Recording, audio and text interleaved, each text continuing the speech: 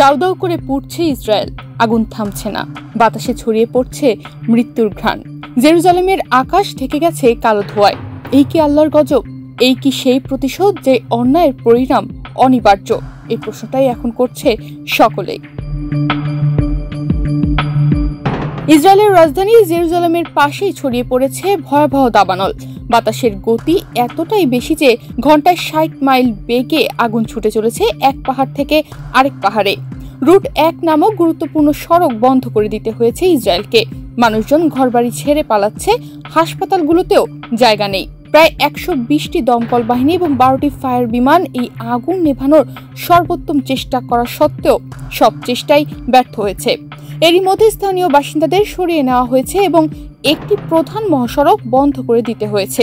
আগুন নিয়ন্ত্রণে আনতে আন্তর্জাতিক সহায়তার আবেদন জানিয়েছে ইসরায়েল।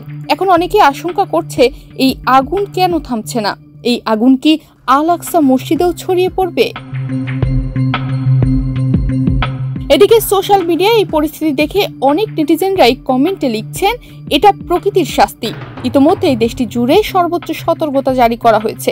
ইসরায়েলের প্রধানমন্ত্রী নেতানিয়াহু নিজে বলেছেন, আমরা নিয়ন্ত্রণে আনতে পারছি না। হেলিকপ্টার চলছে, পানি ঢালা হচ্ছে, কিন্তু আগুন যেন তাচ্ছিল্য করছে সবকিছুকে। কারণ প্রকৃতির প্রতিশোধ যদি সত্যি নেমে আসে, মানুষ কি পারে তা রুখতে?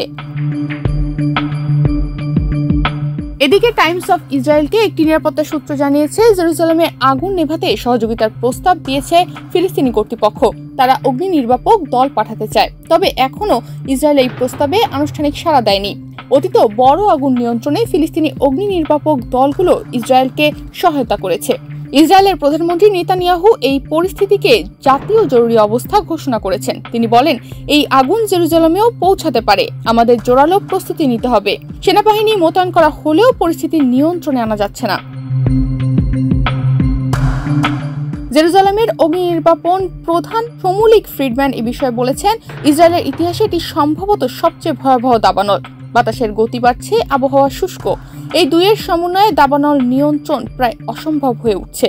তিনি সতর্ক করে বলেছেন, আমরা এখনো জানি না আগুন কোথা থেকে শুরু হয়েছে। বনের পর বন পুড়ে ছাই হয়ে যাচ্ছে। কয়েকশো একর বনভূমি ও কৃষি জমি ধ্বংস হয়ে গেছে। বহু বাড়িঘর ঝুঁকিতে, প্রাণীকুল, পাখি সবই বিপদে। এ বিষয়ে ইসরায়েল বাসিন্দা জুবাল আহারনি বলেন, আমরা জানতাম এটা হবে, কিন্তু পর্যাপ্ত ব্যবস্থা ছিল না। বিশ্লেষকরা বলছেন, ইসরায়েলের দাবানল পুরো পৃথিবীকে চোখে আঙুল দিয়ে দেখিয়ে দিচ্ছে, মানবতার বিপরীতে দাঁড়ালে প্রকৃতি কখনোই চুপ করে থাকে না। তনিমা রহমান, বাংলাদেশ প্রতিদিন।